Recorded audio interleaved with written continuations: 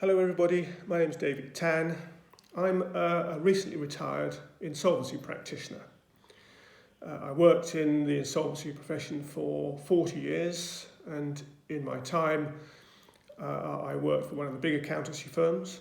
I ran my own small practice for 12 years, which I then merged in with a mid-tier firm from which I retired pretty much exactly 2 years ago.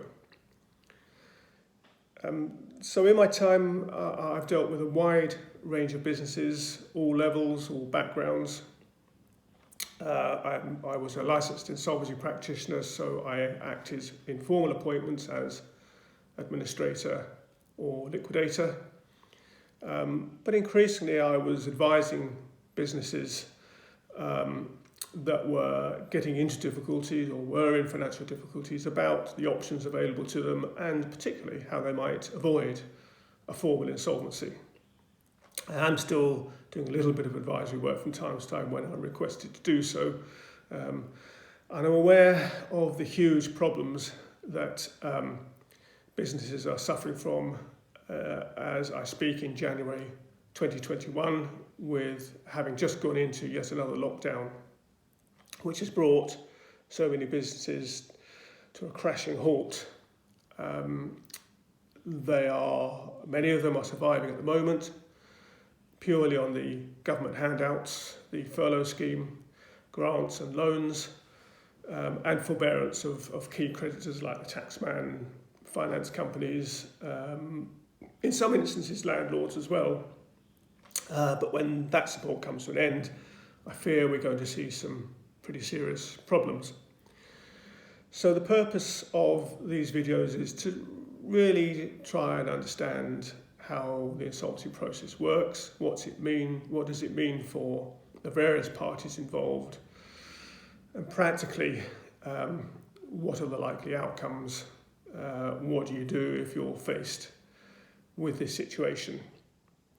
I'm going to look today at the administration process, just a very light approach to it really, a little bit of background, and I'm going to look at two current high-profile insolvencies just to give some understanding about what's going on there, what may happen at the end of the process. So, administration, it's a procedure which was introduced in the 1986 Insolvency Act. So it's been with us for well over 30 years now. It was always intended as a rescue process, and that's largely how it's been used, and certainly is being used currently. It allows an insolvency practitioner who's appointed as the administrator to trade a business, try and find some way forward, and his role really is to look at the whole business and its assets and see if there's a way he can get a better recovery than if he just shut down the business and sold everything off on a fire sale basis. The appointment of an administrator freezes any action against the company by its creditors. So it's ring-fenced from that, and you're starting essentially with a clean sheet of paper. Initially, when the procedure was introduced, it was necessary to make a formal application to court for an administration order. That could be cumbersome and quite expensive, and consequently, administration tended to be used only for larger companies. That changed in 2002 with the introduction of the Enterprise Act, which provided for an administrator to be appointed simply by filing some documents in the court office. So much quicker, much more straightforward, and crucially much cheaper. And that's opened the process up to a much wider range of businesses than were able to use the process previously. Whether that's a good thing or a bad thing is a matter of debate, and maybe something for discussion in a future video. The two examples I want to use today are Debenhams and Arcadia. pretty well known businesses and administrations. Administration, I think, has become quite a familiar term to many people. Initially, it was football clubs going into administration. I think that's when people started to become more aware of the process and what it meant. I suspect we're going to see a large number of football clubs using that process again in the near future as we come out of the pandemic. Particularly the lower league clubs, they must be really suffering with being unable to allow fans into their grounds for games, but they've still got all the costs of players and infrastructure and the rest of it. And the other area, of course, is retail, which I'm going to talk about today.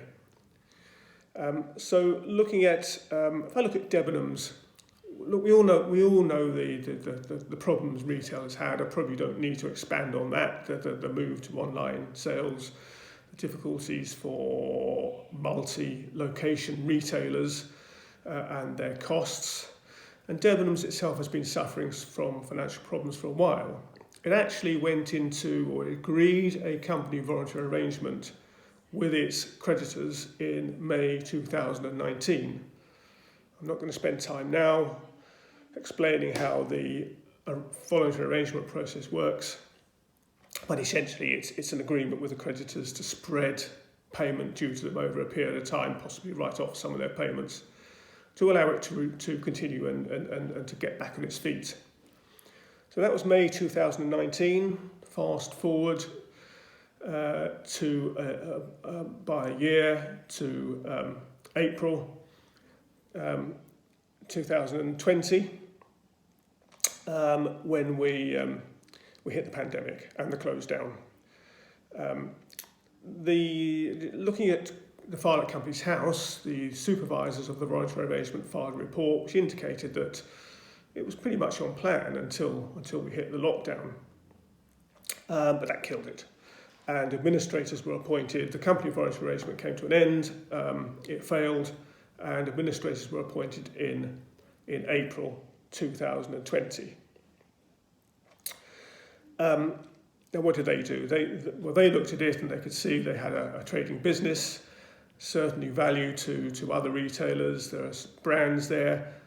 There'd be an awful lot of stock in the stores that they would want to sell to its customers. So they decided they would allow it to continue to trade. Now that can be quite an expensive process because the administrator is in charge of that company. But they put in place they took what they described as a light touch approach to the administration by putting in place a protocol agreement with the existing management for them to run the business. And the administrators to largely take a supervisory role, monitoring what was going on, which meant they didn't have to have staff in every store, which would have been impractical. That continued through until November 2020, when it became clear that, or November-December time, when it became clear that they weren't going to get a buyer for the business. It was linked in with the failure of Arcadia as well. That was really the last nail in the coffin. And it's been widely reported that Debenhams is now in liquidation. That may be the result, but that's certainly not the current position. What the administrators are saying now is that it's likely to be the final outcome. They're in closing down mode. So they're having closing down sales. When they get to the end of that, they'll review what's left in there, and then they'll decide which process they have to use to end the administration. There are a number of processes, of which liquidation is one. But I wouldn't expect Debenhams Retail Limited to go into liquidation for many months.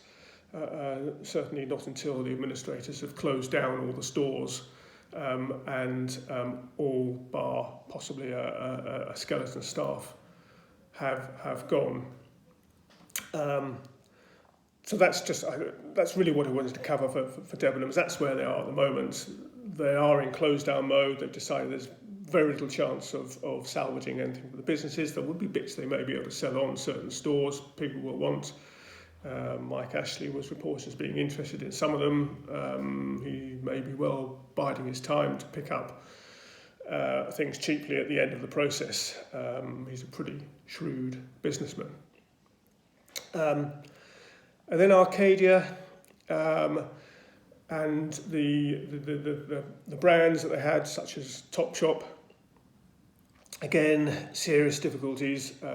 How can a retailer survive when the country's in lockdown and nobody's able to visit their stores, particularly coming up to Christmas? So they went into administration on the 30th of November 2020.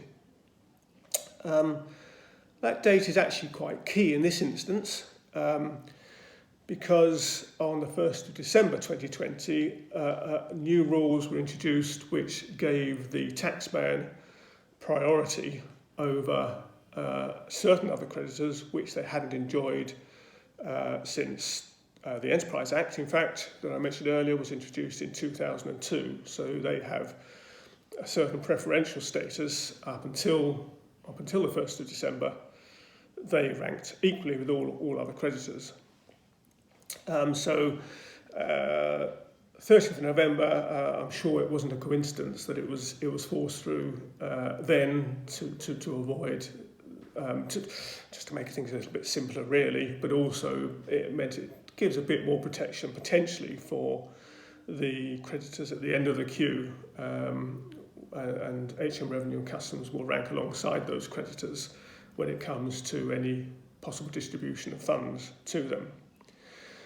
One thing I want to cover on Arcadia is gift cards or gift vouchers, because I know that's caused real anxiety and anger amongst people. And I thought it worth just explaining the background to that. If you hold a gift card for a retailer when it goes into administration, let's say you've got a £100 gift card, at the point of administration, you are treated as a creditor of that company for that £100. It owes you £100 or goods to the value of, and it can't provide those because it's insolvent and it's now in administration. The appointment of the administrator freezes that claim. You can't enforce that against the company, and it's the administrator's job to treat all those people owed money equally or in whatever priority they may have. So your £100 will rank along with, in this instance, with Arcadia the taxman, all the suppliers to the company who are owed money, utilities, rents to landlords, business rates, employees, any money left due to employees at the end of the process, subject to certain parts of their claims which may rank ahead, relatively small parts of their claims which will rank ahead of the other creditors. So you are just in the mix with other creditors. Now, my understanding in this instance is what the administrators have said is, well, look, we've got a lot of stock in the stores which we want to sell. We'll allow you to use your gift card towards 50% of the value of whatever you want to buy. They're not allowing the full price, because if they did that, in essence, they would be giving away those goods for nothing, and they've got to try and get some value for that. But they're saying, well, you can use it for 50%. We get a sale. It may be 50% discount, but we're selling goods. We may get sales through more rapidly than if we were looking to charge full price. And you get some recovery on your gift card. And there's maybe some potential preservation of goodwill with customers there.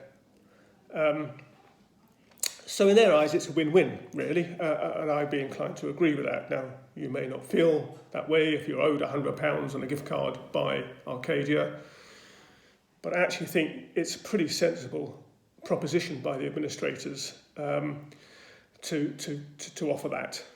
That's not to say there might be some negotiation if you happen to hold £10,000 worth of gift cards, although I think that's unlikely. So I thought it worth just trying to set out the thought process with the administrators. You're getting an advantage over other creditors in essence, and the administrators are getting sales of goods through quite easily. So a good deal all round, in my view. I think that's enough for today. I hope that's of some interest and use to whoever might be watching this. I'm going to try and post a few other things, cover other subjects. If there is anything you want me to discuss, then please do make a comment and I will try and cover things as best I can. Thanks very much.